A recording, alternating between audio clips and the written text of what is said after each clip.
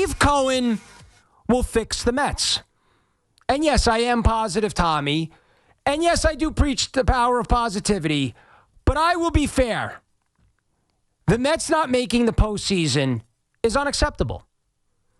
The Mets and their results, based on their talent, based on expectations, based on Juan Soto, based on payroll, falling short of the postseason is unacceptable. And if you're sitting there right now and you're hearing my voice, and I know Met fans want a piece of me, good and bad. I know Yankee fans want a piece of me for the big brother, little brother stuff. So 888-808-1019. I'm here till 8 o'clock. And I will say this. Most of what you're going to say to me will go uninterrupted. I promise. You've been waiting all year to get a crack at me. You will get that crack coming up here in the next hour and a half. But as far as the season, when you have the expectations you have, you can't not make the playoffs. Now, as far as the other side of town in terms of having their fun with us Met fans, this is what I would say. They were going to move, and they have this right. Yankee fans were going to move the goalposts in this situation. What do I mean by that? If the Mets had won yesterday and they got into October, I promise you, and then the Mets got bounced by the Dodgers, I promise you, it would have been, you have this payroll, you're the last wild card in an expanded postseason, format, and you lost again to the Dodgers?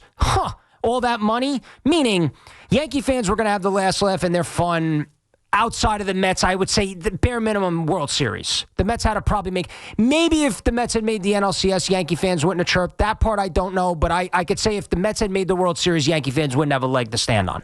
But that's just the way it goes. And to the victor go the spoils. And I said it earlier on Evan and Tiki, and I'll say it again. Round one in this battle goes to the Yankees and their fans. You got this one. You got the last laugh in this spot. Now, we'll see what happens with the Yankees going forward here this week and beyond in October.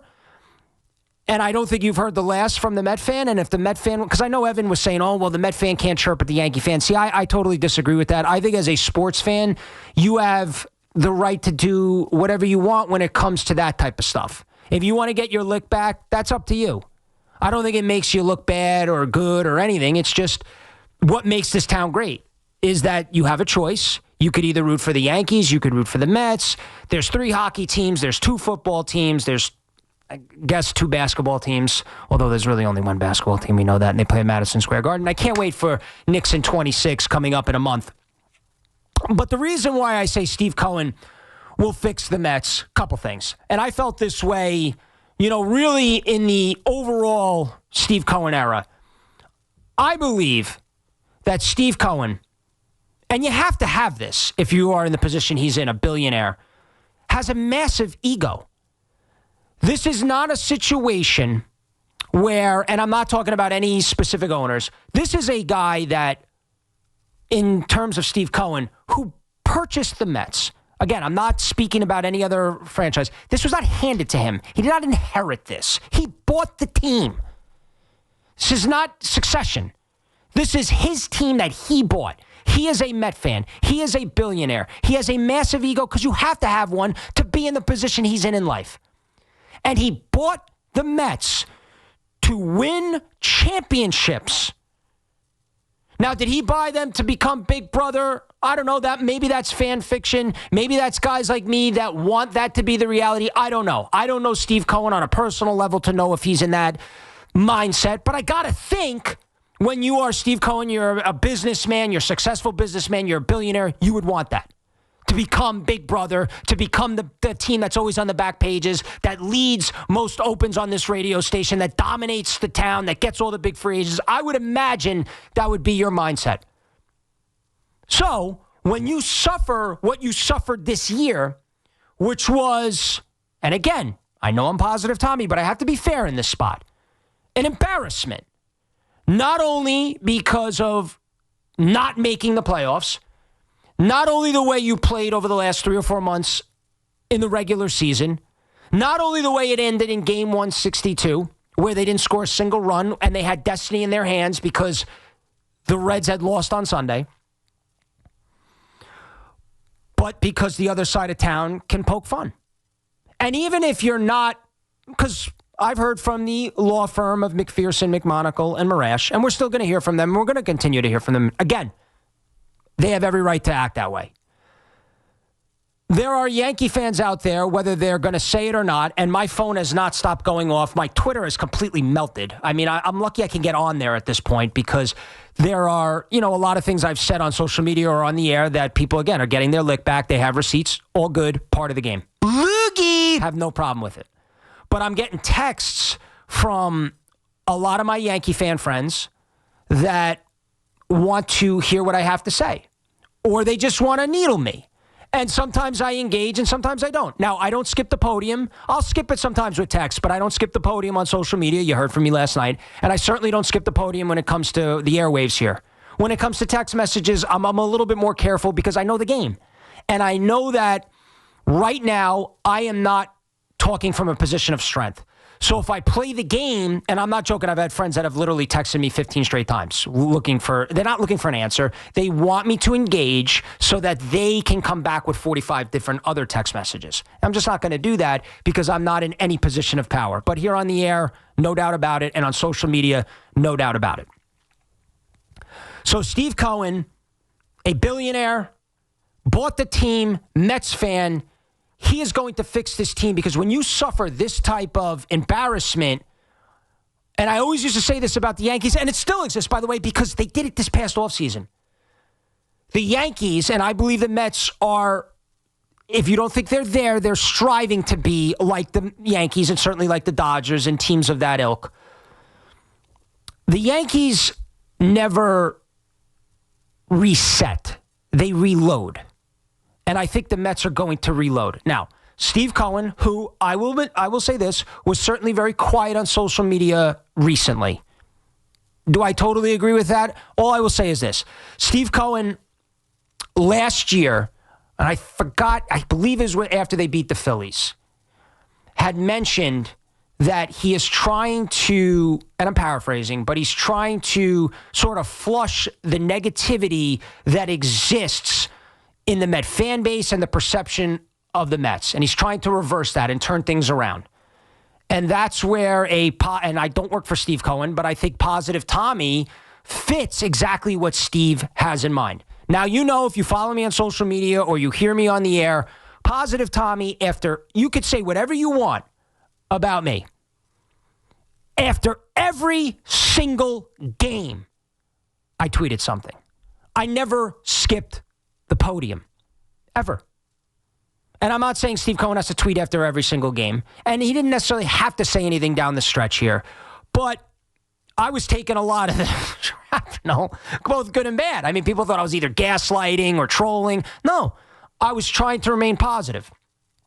And I feel like when it comes to Positive Tommy, and when it comes to me, yes, I do say it in the third person, but when I think about my Met fandom and I think about what I have, sort of morphed into, created, however you want to say it, because a lot of people think, is this the end of Positive Tommy? Are you going to go negative? Are you going to go emo Tommy? Are you going to go, what are you going to do? Are you going to be Crow, Sting? Are you going to go into the rafters? What exactly is going to be the future of Positive Tommy? To me, Positive Tommy is more important than ever here because the Met fan is down in the dumps. They're feeling embarrassed. They're feeling shamed. They have to face their Yankee fan friends. They have to face their other baseball friends, their Met fans, and they have to live with this. And I think more than ever, the power of positivity is important. And I want to look to the future more than I want to look in the past here, but it's not the time for the future. I wouldn't be fair, and I would be doing a disservice to everybody if I came on the air tonight and said, all right, future, it's the future. We're going to do this. We're going to do that. We're going to sign this guy. We're going to add this guy. That's not the right thing to do, especially a day after. So I will get into some of the things that I would change with the Mets, some of the things that I think went wrong, which I think kind of go hand in hand. All right? But I mentioned Steve Cohen, why I think he's going to fix the Mets. Steve Cohen did tweet today, and I will read you the tweet. I feel like we need dramatic music for this. Paul, you don't have to grab dramatic music, but I just feel like what we loved about George Steinbrenner And if you're a listener to this station, longtime listener, and believe it or not, even though a lot of you think I'm ruining the station, I grew up loving the station, listening to the station. It's the only place I've ever wanted to work. So I would never want to do harm to the station, although most of social media thinks I do. I don't. What I loved about Mike and Chris, not only that they were just the greatest, but they would read the George Steinbrenner, back then it wasn't tweets, but it would be like statements. I don't know if he would fax it to us.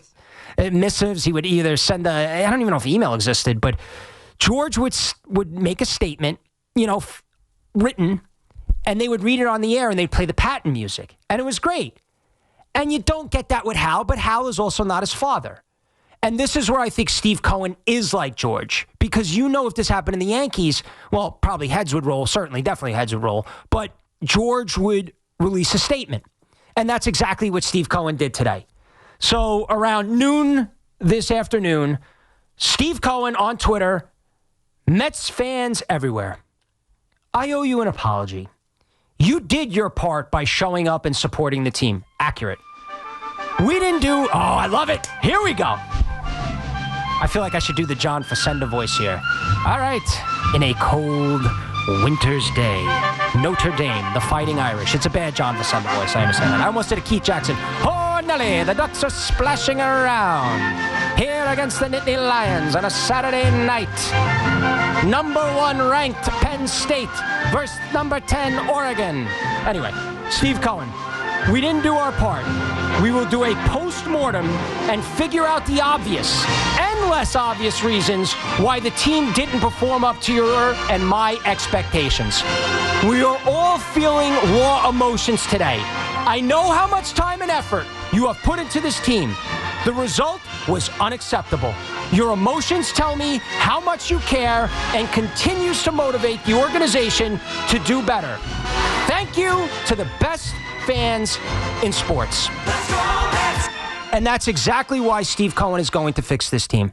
He told you right then and there, he acknowledges, because remember, Steve Cohen, before the season, try to be nice when I say, well, not nice, but I'll try to, a lot of people think he basically like a father talking to their kids, you better show up.